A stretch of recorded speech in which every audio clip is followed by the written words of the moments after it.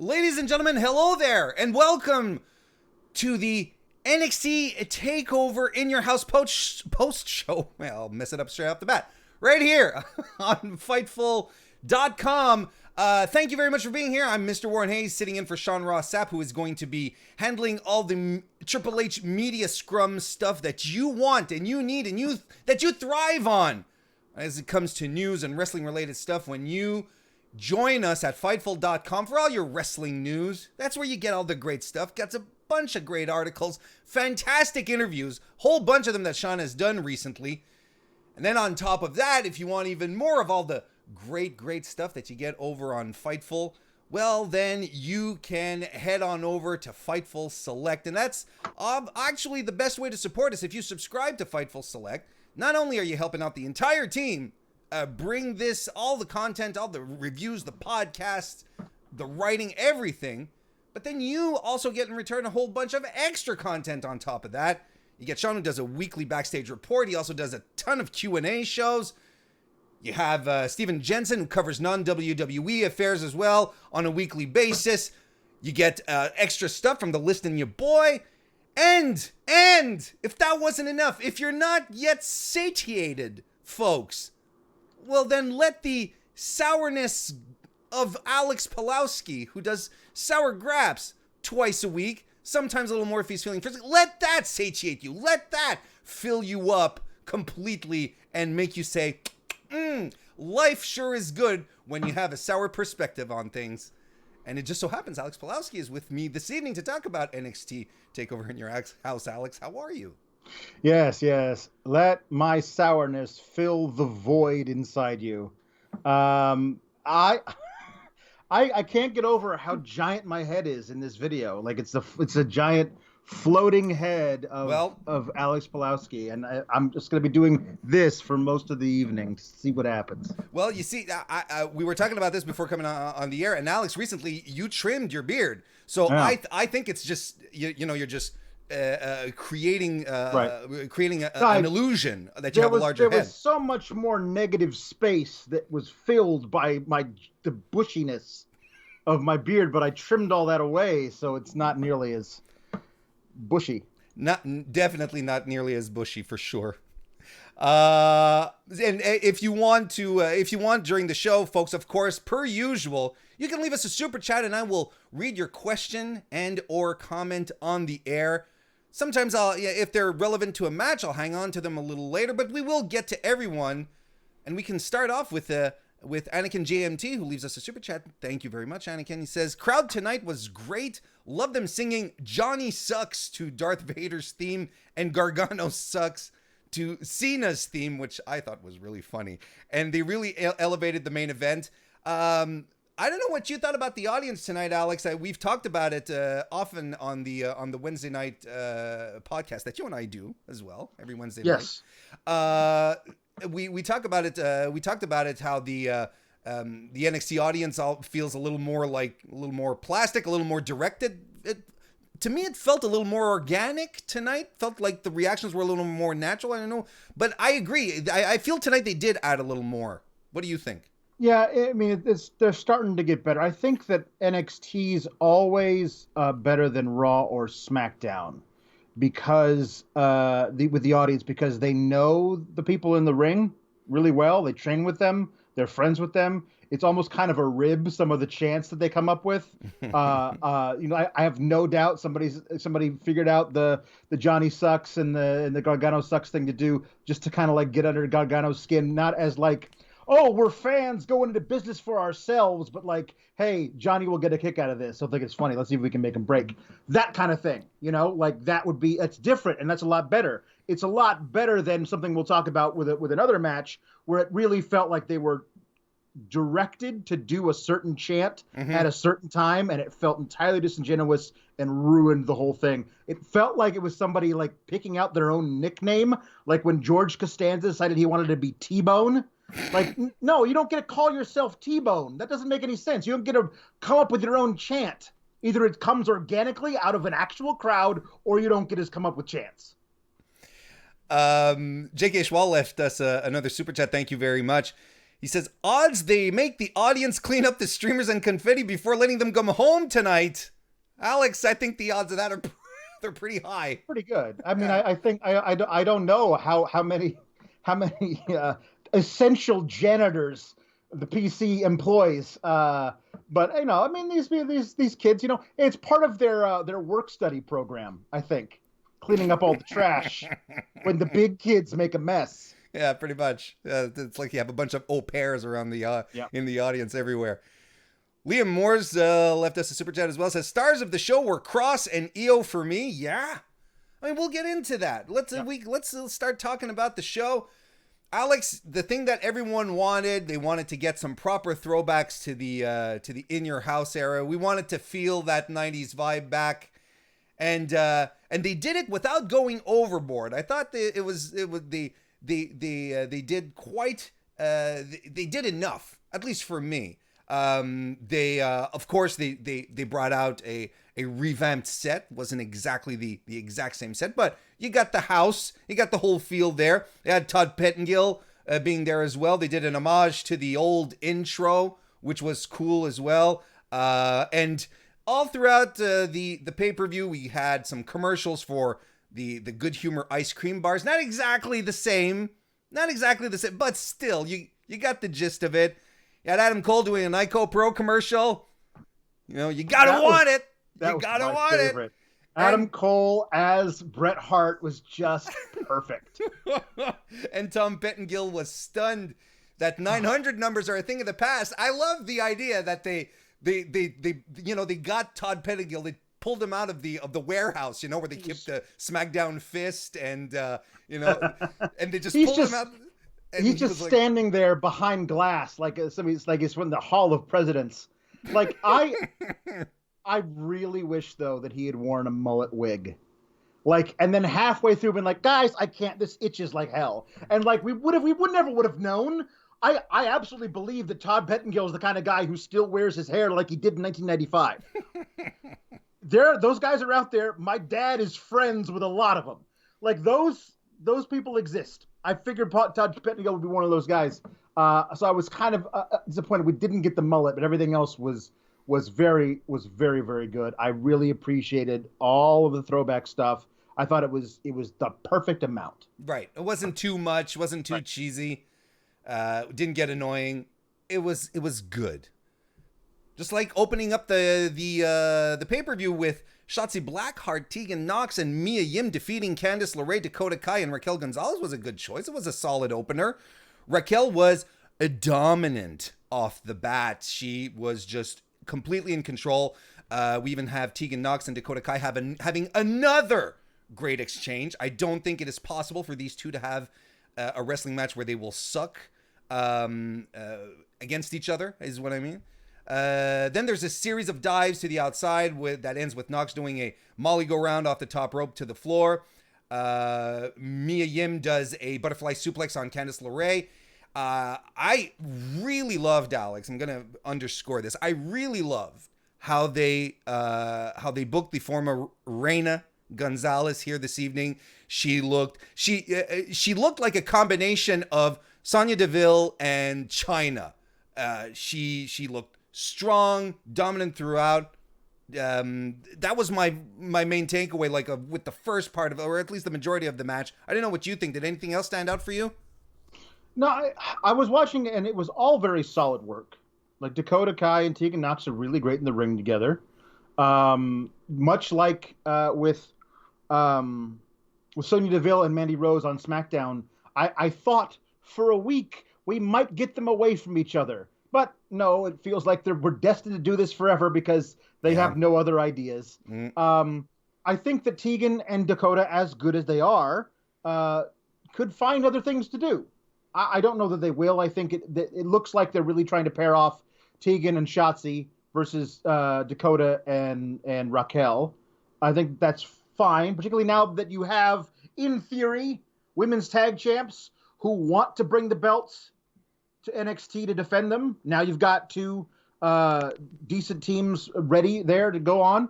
I think that it was an interesting call to get Candice out of the, not be a part of the finish in any way, because they don't want her I felt like Candice was the one who needed to have as much momentum as possible coming out of this match. She didn't figure into it at all. Like she was in the match, obviously, but she didn't figure into like what I felt like was the last 5 minutes of the match. She wasn't really a part of it. Mm-hmm. So, okay, good. The babyface won. That's fine. But all of it felt like a match that happens at the top of the second hour of a Wednesday NXT. And that doesn't help. Like, takeovers used to feel like events. Like, you'd go in going, man, every match on this card is going to kick ass. And then every match on the card doubles, triples, quadruples your even high expectations of it. And I went thinking, like, some of these matches are going to be pretty good. And they were all pretty good. And that's it. And that's not what takeovers are to me. And that was disappointing. Like, this was, to me, and again, I mean, obviously you grade these things on a curve. This felt like the worst takeover. And, I mean, that's not really saying much because they're all outstanding. So it wasn't like it was a bad show. It was just like there was an amazing match to end the show and a really fun squash, and everything else kind of felt like I didn't know what I was watching. It didn't really give me that goose that I wanted. Okay, well that's interesting. But to finish up at least this part of the match here, yeah. Or of the card, excuse me, Mia Yim and Candice LeRae, they fight to the outside. They disappear for the rest of the match, which leads to some miscommunication between Kai and Gonzalez, where Gonzalez eats a kick to the face. She gets drop kick to the floor, and Nox hits the shiniest wizard to end the match. I'm surprised, just before we move into the other match, I'm surprised that Candice LeRae didn't have a solid victory here for her team, Alex. I'm really surprised that she was taken away. She is in the midst of a push. She is the center of attention right now with the Gargano stuff. I thought this was an odd decision to move her out of the match and not have her come out on top. I kind of felt like she would have benefited from it. Yeah. I think so too. I think that by removing her from the match, then you have a license to give Tegan Nox a victory. Also, over Dakota Kai, they made sure to mention that it was that was a major part. Okay, I mean, I do think that Candice, especially now, no spoilers. Now that we know what happened to who's the new women's champ, Candice needs to figure very soon in that title picture. Like there's so much history there. Yeah. So her being like waylaid with a Mia Yim feud for a month and a half that's not what I want. I want strap a heel shaped rocket to the poison pixie and let her fly. Finn Balor defeated Damian Priest in a match that I thought ruled. Finn attacks Damian Priest before the bell hits with some drop kicks. There is a lot of high impact moves throughout this match, some huge strikes. These guys laid into each other. There was a half Nelson crossface, like Sean even tweeted out, that he saw the Corbin special during this match. Like, and I myself was like, what's going on? But boy, it didn't taint anything in my enjoyment of this match. There was a jumping flatliner that Damian Priest hit. I loved how when Balor would counter out of stuff, he'd just go right into the counter. There wouldn't be like, oh, I'm gonna counter. No, he'd just like slide right into it. Like when he blocked a suplex into one of his own. It was like boom, boom. Balor stomps on Priest on the outside against the barricade. Very, very, very, very physical match. Priest hits the broken arrow, but Balor does a double leg takedown and a double stomp. Priest then eats a sling blade, but then Finn runs into a pair of really good roundhouse kicks, and a pair of them. That was awesome.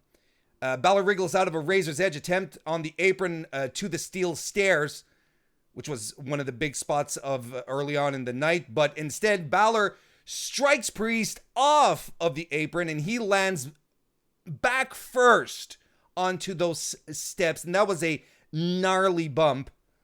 and it takes two coup de grâces to get the job done. I like this match a lot. It calls out to me because it was a good, clean match. The spots mattered. There were no crazy shenanigans. We got ourselves a clean winner here, Alex. What are your thoughts? Well, my thoughts were like, as I talked about when we were talking about this match on Wednesday. This is a tough one for me going into it and coming out of it because Finn can't lose momentum. You got to keep this guy really, really hot. He's been so hot since he came back to NXT. There's a Walter a Walter in all caps feud waiting for him whenever the travel restrictions are lifted. Mm-hmm. He can't be losing to Damian Priest. And all Damian Priest does is pick fights and lose them. Like, at this point, I cannot take him seriously anymore. And that's not good because he's great. Mm-hmm. He proved in this match he's great, but he loses every big... Yeah. He's like, Keith Lee, I want to fight with you. And Keith Lee beats him. Keith Lee, I want a rematch. And Keith Lee beats him. That's after he was like, Donovan Dijak, I want a fight with you. And Donovan Dijak beats him. Like, I don't know. He's got to pick on somebody he could beat. Like, because this isn't working. And it does not help his aura within the thing. No, that's also, for sure. It did not help my feelings for the match that he decided to come out wearing something from the Rhea Ripley collection. That was directly, I think those were actually her tights that she wore at WrestleMania. Like, they're roughly the same size, I think, Rhea Ripley and Damian Priest. They probably just share a closet. It was odd. Like, usually he's into like the Test Memorial all black leather bell bottoms, and this look threw me for a loop. I was wondering who I was watching for a second, and yeah, it was a good match. There's nothing wrong with the match, but I don't know. It was a good match. It was a really good match. I don't know where you can put Damian Priest now. Mm-hmm. That he's going to feel like a threat, and Finn Balor just feels like this is a pit stop for him on his way to something they wanted to do with him before the world went to hell. Sure. Like, so this match feels like it was a match that probably never would have happened in any way unless everything else fell apart. And so it didn't actually have anything behind it. Like the whole Punishment Martinez, excuse me, I keep wanting to call him that. Yeah, me too. Damian Priest, like, hit Finn Balor over the head with like a nightstick in the locker room one time a month and a half ago, mm-hmm. and now they're having a match about it. Like, it doesn't. I didn't get a goose from it. I wanted a goose. This is one of these situations where you end up, if you were booking a professional wrestling outfit, this is probably one of these decisions that is kind of hard to make, and where you always end up with, well, there's one guy who has to win, but there's one guy who has to win, one guy has to lose, and one guy we're going to put some stock behind because we have this coming up for him. We don't know exactly what's in store for Finn Balor. We don't know exactly what's in store for Damian Priest. I'm completely with you. On one hand, I was glad that they finally broke up the love triangle between Lee, Dijak, and Priest. That made me really happy. But as you said, he being Damian Priest, has been unable to win any big match. So I get it that on one end, you want Finn Balor to get a good win out of a big competitor like I said, I dug this match and I didn't expect anything less from either of these guys. You want him to get a big win, but then again, did it have to be Damian Priest? Who clearly they do put some stock in him because they gave him an entrance and they gave him some vignettes. He's not like he's not an up and coming PC recruit. This is a guy that they believe in. They know they can do something with him. And at some point, well, WWE likes to tell us wins and losses don't matter, but in the long run, for the audience, they do. And that leads us into a super chat from our friend Rob Wilkins. How you doing, Rob? Thank you for the super chat. Says, do you go with Balor versus Cole feud now, or Balor versus Kross? I want to hear your thoughts on this, Alex. Again, this is another one. Like Balor versus Cole would be interesting, very interesting. I'd be down with that. I could absolutely see Balor trying to reclaim his title from Cole. But my question is, do you have plans to put the title on Balor when starting that feud? If you don't, no, you don't do that, because then it's going to wind up being like, okay, how can we get the UE involved so that we protect Balor, but Cole keeps his title, and I don't need another one of those feuds. Kross, you got to keep Balor away from Kross, right? I mean, like for now, especially Kross after tonight. Kross is he's a murder machine. Mm-hmm. You don't want to keep anybody that you have any plans for. You want to put that person with Kross. No. So yeah, honestly, NXT is chock-a-block full of people that I honestly don't know what you do with them. Dream after tonight, I don't know what you do with them. Mm-hmm. Kross, Ciampa, Gargano, like all these people are like really like, I guess that's your job, NXT. Figure out how you're going to book this stuff, because there doesn't seem to be a path for anybody. Like usually, sometimes you'll see in the takeover where like somebody will cause an interference, and you go, oh well, there you go, there's your next pairing. That's the feud that's going to come out of this. We didn't do any of that.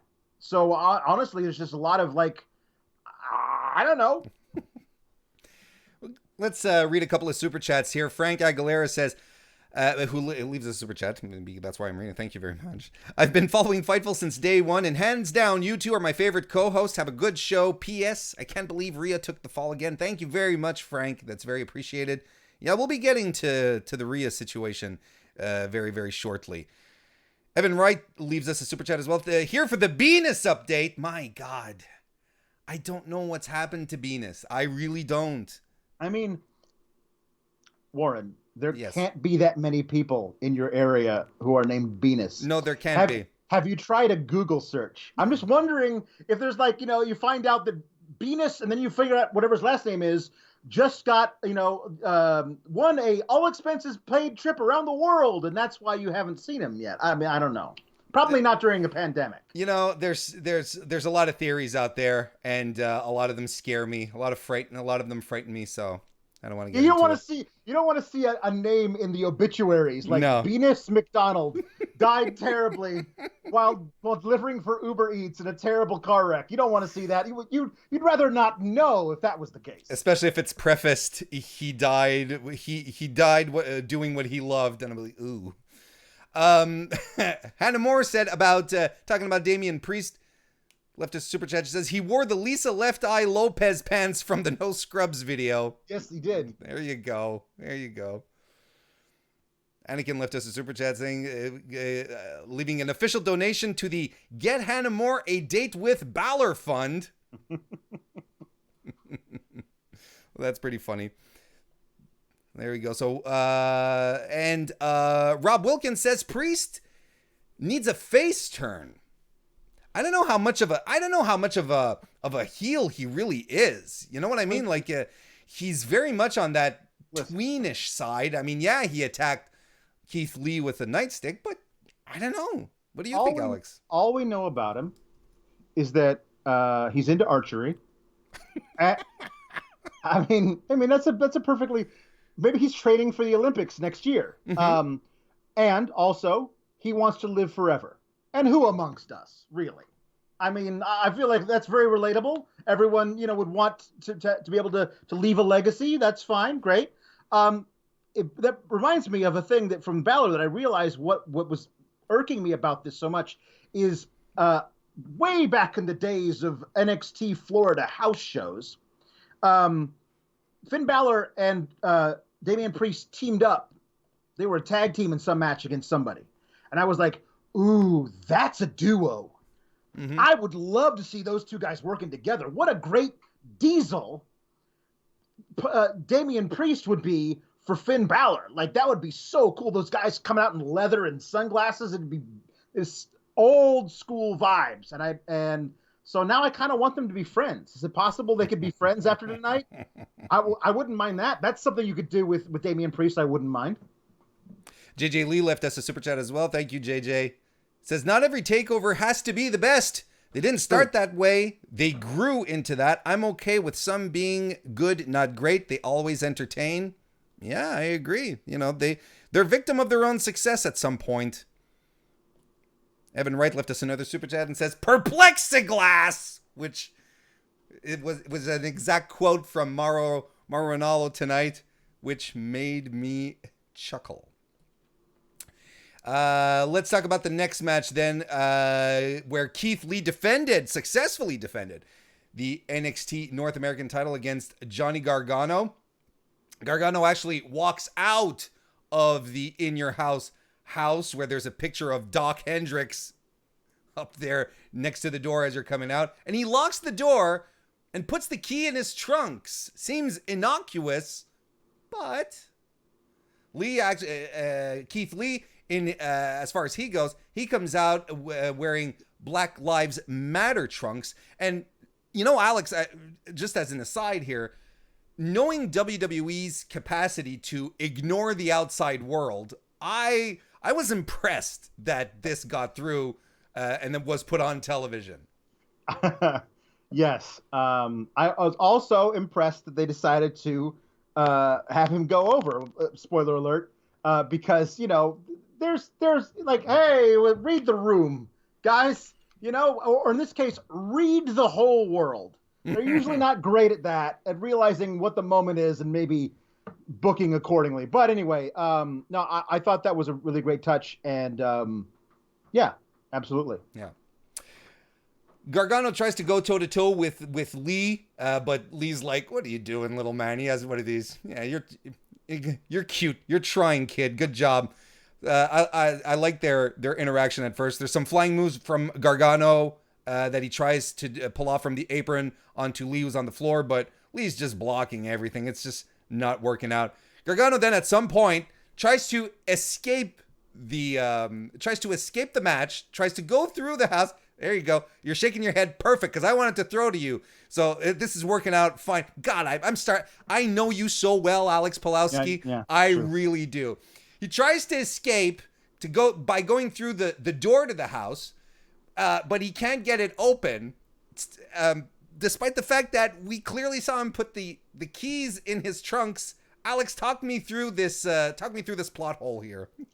I don't know. Like, the whole point was that what I loved about the blinding angle with the keys from Wednesday was that it seemed to be kind of a happy accident. Like, they forced Johnny to wrestle a match not in his gear, in his street clothes, and he had his car keys in his pocket. Mm-hmm. And so he was panicking. He pulled out his car keys. He blinded Keith Lee because, you know, otherwise he was going to get spirit bombed through the floor. In this case, he comes out through the door, locks the door behind him, and then very obviously opens up his trunks and drops the key in, so we all see him do it, so we know the key is going to be used later. Like, otherwise you don't do that move. So it's like Chekhov's house key. You know, like, if you introduce the house key in the first act, it's got to be used by the third act, and it did figure into the finish. But if they were going to do that for the finish, and Johnny was going to remember by the finish that he had the car key or the house key in his pants, why didn't he remember he had it in his trunks when he went up to the door? And also, like, was the whole deal for that so they could get, like, the doorbell camera to work? Like, I guess that was like, that whole shot was just for the doorbell camera, I guess. And the way I was thinking is, like, look, if you can't get the door open and you really want to leave, there's the garage. Yes, that's true. That's open right there. Keith Lee came through the garage. It's a flat set, so you can just kind of walk around it. Yeah, there's that too. You know? We were just invested in the moment. We were giving the set builders their props here. We were living through it. We were fully immersed, Alex. That's what we were. Yeah. But throughout the match, Johnny Gargano works the hand, one of Keith Lee's hands. Also gouges him in the eye. I really like the spot where Gargano gets a flying armbar in. Lee actually curls Gargano to try and slam him, but then Gargano uses finger manipulation to have him lower, but then eventually, of course, Keith Lee slams him to the mat.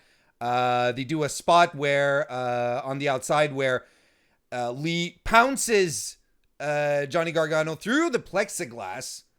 I know a lot of people like the spot. I thought it felt a little contrived to me, but yeah, it worked. Yeah. Candice, LeRae, and Mia Yim come out. They brawl with each other, distracts the ref, which allows Johnny Gargano to use the key into Lee's eye again. Hits the slingshot DDT, but it's not enough to put Lee away. Neither are a series of super kicks to the head. It's a pair of spirit bombs and the Big Bang catastrophe that does the job. I got to tell you, Alex, maybe not my favorite match of the night. It was fine. Strong, well done. Nothing, far cry from a bad match. But I will give WWE this in this circumstance. Usually your smaller guys in WWE booking are the underdogs and fight from beneath. They're the baby faces, right? Here, we had the tables were turned. The huge big guy is the heel. The smaller guys, the big guy's the baby face. The smaller guy's the heel. And Gargano couldn't do like the fight from beneath, underdog coming. There was something very different in the way this match was presented. There was a level of unpredictability to it, which I liked. Gargano adapted his offense, tried to be sneaky because he knew he couldn't beat Lee one-on-one. Would have been an entirely different match if Lee had been the heel and Gargano the babyface, Alex. Entirely. Also would have been different if Lee wasn't like, he's got a lacerated cornea. Yes. And look at all of his bruised fingers. It couldn't just be that he's blind in one eye. Also, he can't grip anything with his left hand. They're like, oh, he's got a trick knee. And he stepped on a Lego this morning. Oh, no, he had some bad fish last night.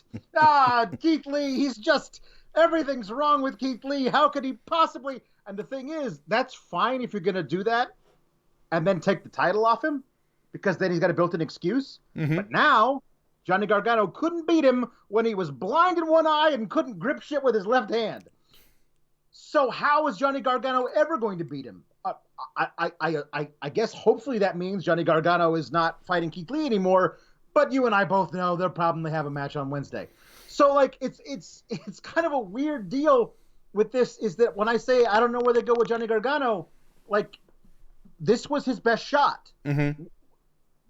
When I was joking, he had some bad fish. What's the thing that's going to be wrong with Keith Lee eventually when Johnny Gargano does beat him for the North American title, if he ever does? And if he doesn't, then you're just wasting Johnny Gargano's time. Have him do something else. It doesn't, Johnny Gargano's the guy you put in a title feud to eventually put the title on him. He's not a placeholder, at least for me. In NXT, Johnny Gargano has risen to that level. Yeah. Either you're telling a story about how he comes close and doesn't quite get there, and because of that he turns heel, like what we did with Cole and then Ciampa and then Finn Balor. You have that story. Now he's fully heel. Now I don't know what you're doing if he's able to almost break Keith Lee's hand, scratch out his eye, and still can't beat him. Then what are you doing with Johnny Gargano? That's my problem with his match. Again, match was really well wrestled, a lot of fun. I really dug the finish. All the stuff was really good, and yet I'm still at a loss for where they're taking these characters. Sure. I'm also petrified that some of my faves are going to get called up to SmackDown and Raw and go the Bianca Belair route, where they won't even put her on TV for a month. I'm petrified that all of these great people are being put in a where do they go from here situation in NXT, because they're not going anywhere in NXT. They're going to be brought up and over and then forgotten about. Remember, folks, if you want to leave us a super chat, I will read your question or comment on the air. And I know there's a couple that are out there. They're coming up as we're getting there. I haven't forgotten. Adam Cole successfully defended the NXT Championship in a backlot brawl versus the Velveteen Dream.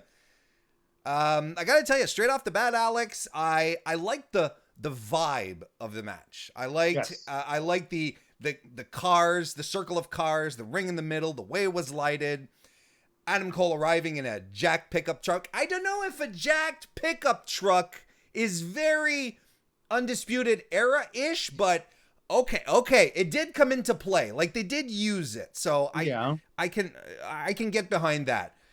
Velveteen Dream arrives in a yellow Lamborghini. I as well thought he was going to arrive in a little red Corvette, but hey, with the smoke and everything, comes out dressed out as Negan. And then I thought, very missed opportunity to not have Adam Cole come out as Rick Grimes, because Adam Cole would have been a fantastic Rick Grimes. Just saying. Yeah, I suppose. I don't think Adam Cole's vibe is cosplay. You know what I mean. But think about it. No, but think about it for a second. Mm-hmm. Comes out with the hat and the little sheriff's outfit. He would have pulled it off perfectly. I'm picturing it, and I'm not saying he wouldn't look good in it, but I'm just saying I don't think that's his steez. No, I know for sure. But I really liked how everything was set up, Alex. Then the match starts, and my God, the camera work literally made me nauseous. I just like your thoughts on the first few minutes of the match. Oh, Jesus. Like, Full Sail is an actual university, right? They have a film school, yes? I think so. Perhaps you could find a freshman who is taking his first class in how to direct a film, and that person would be much better at this shit than anybody who was actually making this match supposedly look good. It was impossible to follow. Mm-hmm. The lights, I'm just watching. I can't watch it. I have to be kind of listen to it and glance to see if I missed a spot, because otherwise I'm gonna go into seizures like in that episode of The Simpsons. Good Lord. Yeah. No, it was. It for me, it completely took me out of the match. Like, at first I was like, I can't watch it. I know what they were trying to do. They were trying to do the shaky camera verite thing. It's like, oh, we're on the ground, boots on the ground, and we're in this, and it's gritty. Since the camera's moving around, it's very gritty. But you add the gritty shakiness with Dunn, the producer.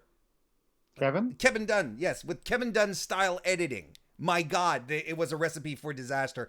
It really, really threw me off at first. The referee told us that anything goes, but the match has to end in the ring. They quickly spill outside to the ring. Go Indy Now left us a super chat. Thank you very much, by the way, saying WWE wins best use of an Uber for 2020, though. Do they? They win most confusing, lame-ass joke using an Uber. That's definitely, they win that. I'm going to tell you. I'm just going to throw this out here. I don't know if anyone in WWE has ever used a Uber, but no one, for all the Ubers I've used, I've never had an Uber driver pull up and say, anyone called an Uber? Because he has my face. He can see me on his app, right?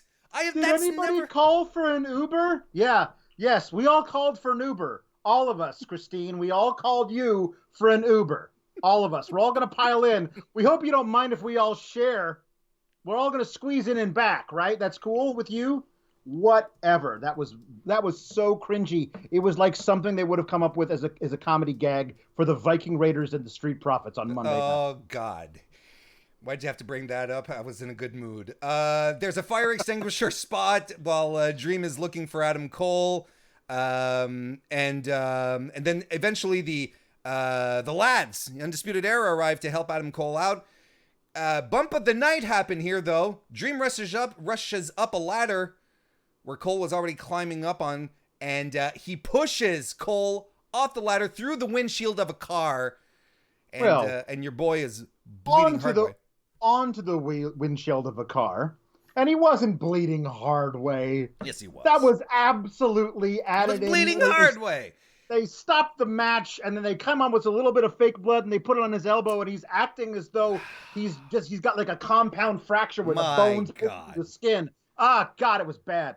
My God. They start tossing chairs into the ring, they being Fish and Roderick Strong. They start tossing all sorts of chairs into the ring. And they go for one more chair that's halfway under the ring. It slides under the ring, like, huh? Because of Dexter Loomis, who was just under the ring trying to sketch nice and quiet. And there's all this ruckus going on around him. He comes out and stuffs the Undisputed Era into the trunk and drives off. Alex, I think from this point on, we can safely say that Roderick Strong and Bobby Fish will never be heard or seen of again. I hope. Listen, the main roster's full of like people who got kidnapped and we never heard what happened and they just showed up at the next episode like nothing. Like we have to have weird grainy footage from Dexter Loomis's basement of horrors of like Roderick Strong and Bobby Fish tied up from their ankles from the rafters swinging there with like one lone light bulb swinging in the background. If you don't do that, I'm sorry, this whole thing was for naught. Back in the ring, there's a Panama Sunrise that's reversed into a Dream Valley Driver. Purple Rainmaker happens through the chairs, but Adam Cole low blows Dream and hits the Panama Sunrise onto the chairs. Retains. Liam Moores leaves us a super chat and says the crowd absolutely destroyed this match. Alex, it wasn't my cup of tea. No. I thought it was the low point of the evening. Yeah, no, it was. And I felt like it's too bad in a lot of ways because, I felt like this was one of those things that had so much momentum pre-COVID. Like we were getting ready for like this Dream versus the UE feud that was all there ready for us. And then Dream got injured. And then when Dream came back, he was all ready to start up again. And then the COVID happened and then Dream's proclivities became known and then everything fell apart. So this thing really it's just too bad. And the other thing was too bad that I don't know if you noticed this is that they did the Panama Sunrise countered into the Dream Valley Driver and Mauro Ranallo just straight up called it a Panama Sunrise. Yeah. And I don't know if they were doing commentary live over a taped match. But if they were doing commentary taped and they didn't edit that out, that's a really crappy thing for them to have done tomorrow. I agree. That was a big mistake and they just left it in. It was weird. Well, that was the backlot brawl. I didn't think it was much of it. Honestly, if Adam Cole had come out as Rick Grimes, it would have been a whole other match. No. I know you disagree with me, Alex, but you're dead wrong. You're walking dead wrong, Alex. Next, we're gonna move. We're gonna move on to a match. We're gonna move on to a match that we're probably gonna have more to say about it than actual content in the match, where Karrion Kross beat the living hell out of Tommaso Ciampa. This match was Karrion Kross no selling offense, throwing Ciampa around with Saito suplexes, Northern Lights suplexes, Ciampa mounting a comeback, and then eating dirt. An inverted F5 kind of situation and gets choked out. Alex Pawlowski, this match lasted 6 minutes and 16 seconds. One of the two participants in this match is a former NXT champion, arguably one of the men who carried the promotion throughout 2018, 2019, right up until his injury. Loses 6 minutes and 16 seconds to Karrion Kross, who comes out looking like a monster. $1 million. I want your thoughts. I mean, this is Tommaso Ciampa doing his job. His job is to make the monster. He made the monster tonight. And what I loved about it had just the right amount of Tommaso Ciampa offense. Like him trying stuff at the beginning, it not working. But the comeback was vicious and fast and would have taken out any man except for Karrion Kross. And that's the story of this match, is that Ciampa wasn't going to go down as much as Karrion Kross was throwing stuff at him. And eventually he made this comeback, was vicious. That running knee, it's the Widow's Bell, which is now Mauro Ranallo calling it the Willow Bell. And I'm like, Willow Bell sounds like some... He named it after his daughter. Oh, great. The Willow's Bell. That's better. Because it was Widow's Bell, and they changed it to Willow's Bell. Because I was thinking Willow Bell sounds like somebody who started a CW show in like 2004. That's what Willow Bell sounds like to me. With Belle is her last name. Willow Bell. But with one L. WILOWBELLE. Anyway, I thought it was all great, and Kross wins, and he should. That crazy toss F5 thing where he doesn't go to the ground, he just chucks, just throws him around, way up in the air, and had him spin around and drop to the. That's great. I could go for a different finish. I feel like we have Samoa Joe, and we have Asuka, really, with the Asuka lock, and we have Shayna Baszler. All of them have some version of mounting from behind with a choke, and like that's how they win matches. And I feel like I think this now is 4. I think that's the maximum. Nobody else gets to have one of those. No more choking out. Somebody else gives it up, because otherwise it just becomes a thing that everybody does, and it loses its luster. Like if he was the only guy doing it, it'd be great. Or a different kind, like the one that Dexter Lumis does, looks even freakier because of the way he does it, staring off into space. But it's different. Mm-hmm. Like it's side mounted and everything. It doesn't look the same. It looks too much to me like a Kirifuda clutch or a Joe's rear naked choke. But I thought this was really excellent. It does what it's supposed to do. And again, now Ciampa. Where do we go with Ciampa? And where do you go with Killer Kross? Like, who's the next guy for him to take out?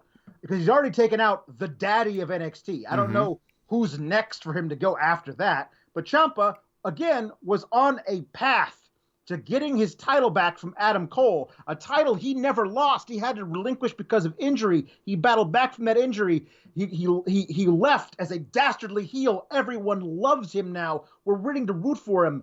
Is that the story they're going to tell after he loses so badly to Killer Kross, Karrion Kross? I don't know. Again, please don't try and oh, well, there's nothing more for Tommaso Ciampa to do. We convinced him to take a pay bump, and now he's going to SmackDown. Please don't tell me that's happening. I can't take any more of my faves going up and losing. So I want to know where all this goes. But I really, really, really enjoyed this match. This is the thing for me. This takeover for me is different than all the others because I don't have any real idea where the paths are branching out of it. Yeah.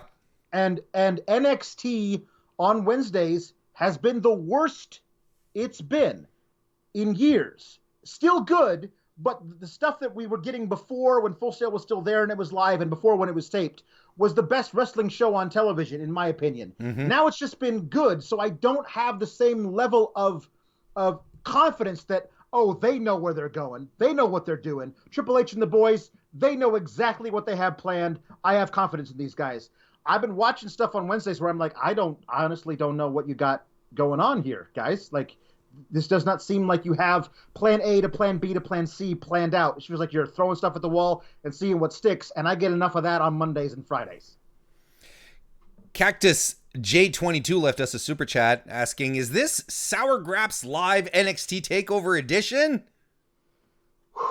Well, I mean, it's not, because if you guys have actually watched me on doing the shows about Raw and SmackDown, I hate those shows. Yeah. I'm actually marginally positive, just a little scared of what's coming next. Yes, I agree. There's not enough veins popping out of his neck at this point for it to be an official Sour Graps.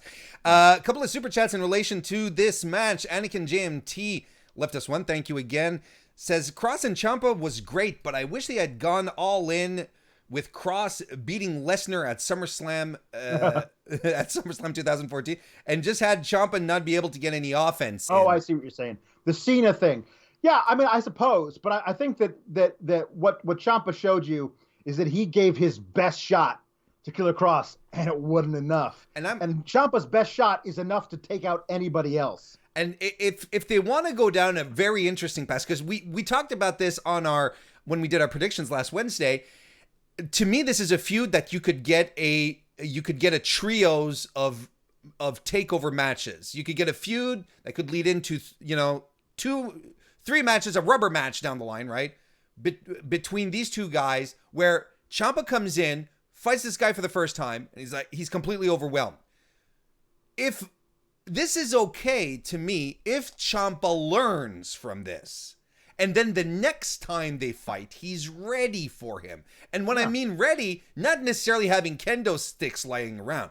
He knows how to, he just prepared himself better, knows a little more what to expect, and is ready to take him a little more to task, which will make it more dramatic if he does eventually get to a point in a match where he's this close to beating Kross. So I think there's still good story to pull out of this if you want to go long term with it. I feel that there's more to tell out of Ciampa Kross here than just, well, what do you do with Tommaso Ciampa and blit, you know? I think there's more. There's more to this, and it could really be good. Yeah. Go Indy Now says, does Kross jump into the Keith Lee title picture? Well, I just gave you my thoughts here. Alex, what do you think? I think if they're gonna do Kross right, he's the kind of guy who, much like The Fiend should have been, doesn't need a title. What the hell does Kross want a title for? He should just be there to intimidate, frighten, and murder people. And again, I say he should be indiscriminate about who he does it to. He should be heels and faces and everybody. I think that it would be really interesting if he picked somebody randomly, just decide, I'm going to kill you. Like, that should be his whole thing. And I think it was kind of cool that he chose the big guy, basically the big guy, the big man on campus in NXT, who is Tommaso Ciampa, to take out first. Mm-hmm. Because if he can take out Tommaso Ciampa with this kind of ease, what's it going to be when it comes for the next guy? You know, I mean, there are plenty of people out there that could use a feud where they stand up to Killer Kross, and it doesn't go too well. Ty Noel left us a super chat as well, asking, how do you guys feel about Killer Kross winning his first pay-per-view match and Archer losing his first pay-per-view match, referencing Lance Archer over on AEW?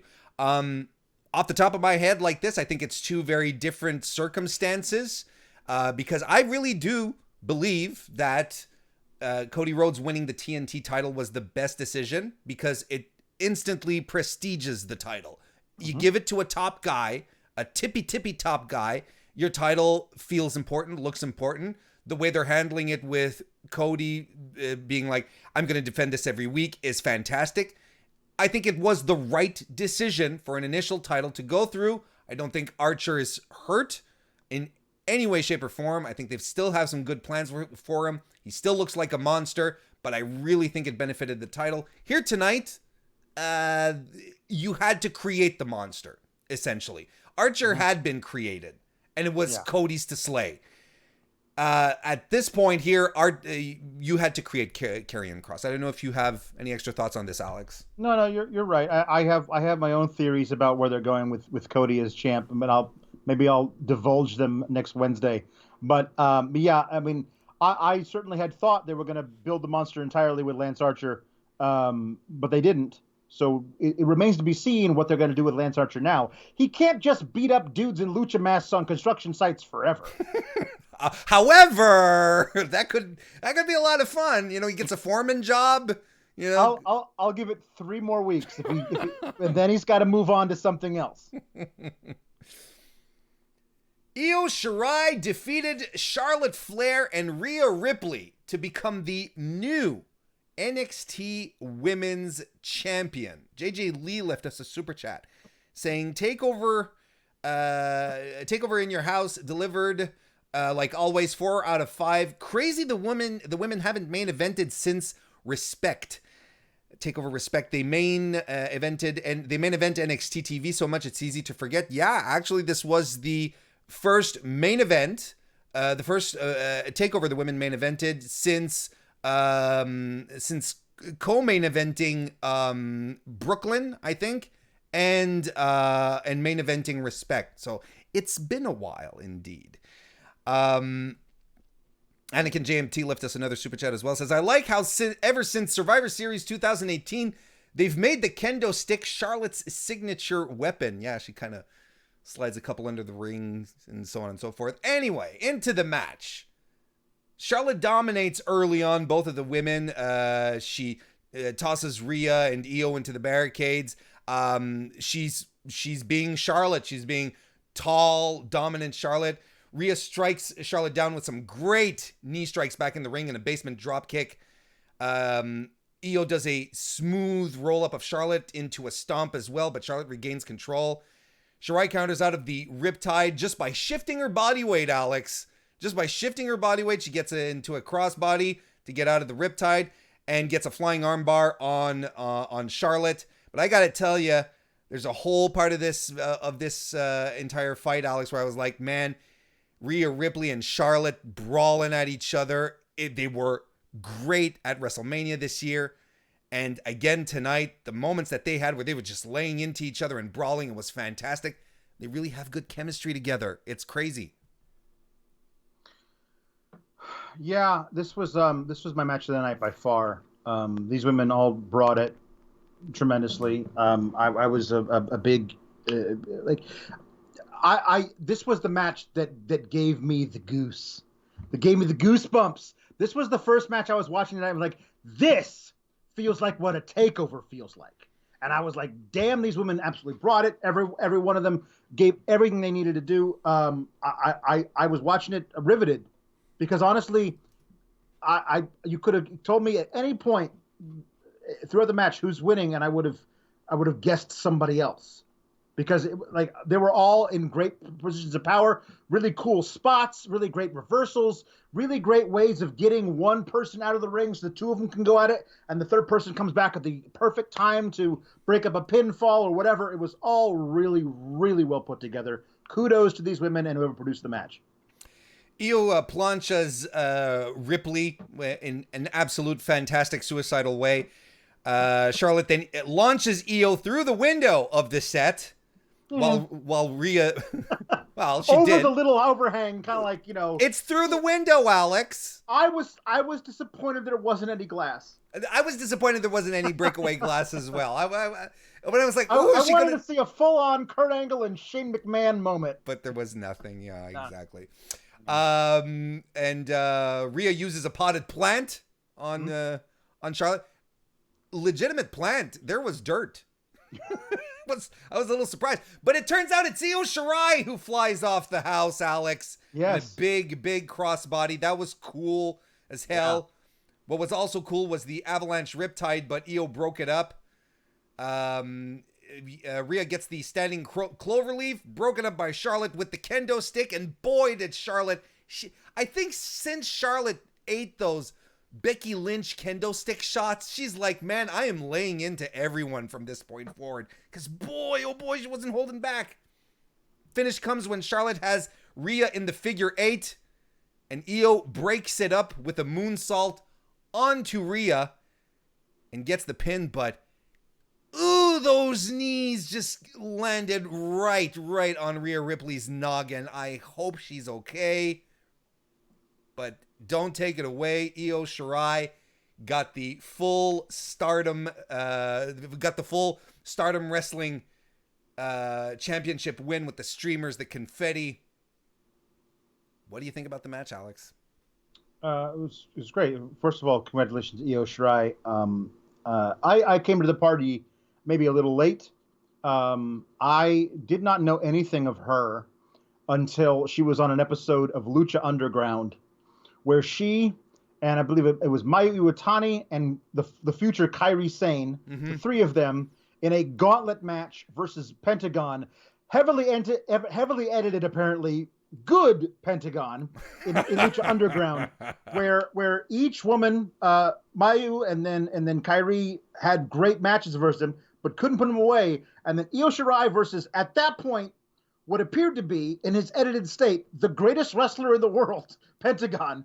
She beat him. And I was like, who the hell is this woman? She's amazing. I can't wait to see more of her. I got to go find stuff. I watched a bunch of her YouTube stuff. She's been amazing ever since. I thought we were so lucky that she was coming to America to perform in NXT, where it was at the time, and still can be, but at the time was, to me, the home of the best wrestling on the planet. Mm-hmm. And they kind of stopped and started with her over and over again. I did not expect that for you absolutely have an argument if you say she is the best women's wrestler on the planet. Mm-hmm. You absolutely have an argument. There are only, I would say, a handful that you have a real argument that you're not going to get me go, well, hold on one sec. I would not do that at all with Io. She's amazing. And this match proved it. And so awesome that she is finally champ and that she gets to be champ while being cheered and also not giving up her edge that she got when she turned heel. Like that entrance and everything, she's still so dark. That promo where she was underwater on Wednesday, all that stuff. Like she still gets to be edgy Io, but also beloved. And that's a cool thing that she gets to do both. R.I.P. Rhea Ripley's face. I hope she's okay. Lord, that moonsault caught all of it. Yeah. And now I know where Charlotte goes, hopefully. The hell back to Raw or SmackDown. Get out. I don't need to see you. I can see you twice a week. You can use up all of your... You can borrow everybody else's brand invitations. You can go out there and do it all over you want.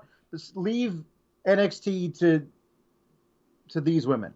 But Rhea losing again, I'm not sure what that does for her character, but so awesome for Io. The crowd was so into this match. This was the first time all night when I was watching where like, this feels like a Full Sail crowd. These people were into it. They were watching a great match and they knew it.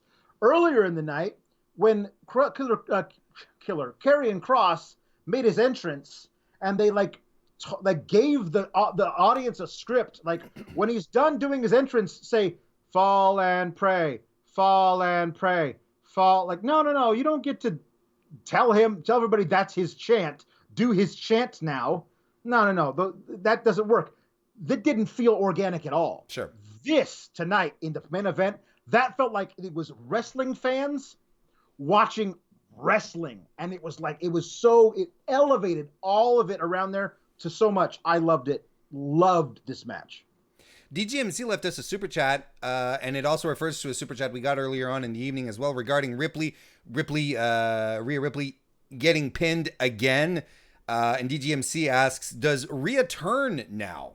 And he also says, good show on Friday. Thank you very much. But yeah, I personally did not dig NXT champion Rhea Ripley, where she suddenly became all smiles and cozy and is like, I'm living my dream. I liked Rhea Ripley when she was beating the tar out of Toni Storm over at NXT UK because she was petite and blonde. I liked her when she stood nose to nose with Shayna Baszler because I'm like, yeah, this is a woman who can whoop her. What do you do with Rhea at this point, Alex? Rhea Ripley, Survivor Series weekend, is the most overpowered female wrestler I've ever seen. Like, she was everything.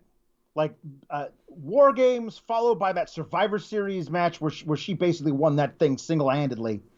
Like, it's amazing to me that they took that, like, the most, like, at that young age, all of that momentum, and they made her champion, beat Shayna Baszler, who was unbeatable, basically, at that point. She was the final boss. Yeah. And then they have her go over Bianca Belair in February, and they have her challenge Charlotte, and then they put Charlotte over Rhea, and everything since then has felt out of place because that was such a mind-bogglingly bad decision. Because I think that you and I both recognize gee shucks, I can't wait to live my dream in this big stadium versus Charlotte Flair, because they were trying to position her as a pure babyface to make sure we cheered for her versus Charlotte, just so they could have Charlotte beat her. That doesn't make any sense. To like having her like soften her character so much that they beat all the edge out of her. Not Edge the wrestler, but Edge the Edge. And like it didn't make any sense to me to do it that way. And ever since then, she's felt like whiny or just like you can do edgy Rhea Ripley, world beater, nobody F with her, babyface, which is what she was on Survivor Series weekend. But that takes some serious organic building to get it to that point.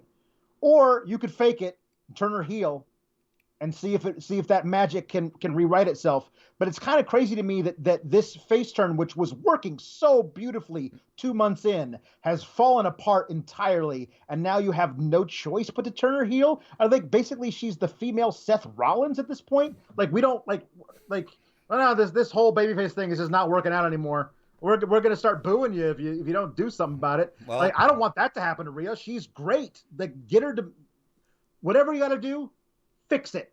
Fix it. We're gonna have to keep our eyes out for the tells, like the single black glove and stuff like that. And it can left a super chat. Thank you very much, saying that Sean tweeted out that Rhea was okay as she went back through the curtain. That's good news. Yes. Hopefully it stays that way. A to Z O Smith said, left us a super chat as well. Didn't understand why Rhea had to take the fall, but glad the title is back on real NXT talent and felt really happy for Io Shirai.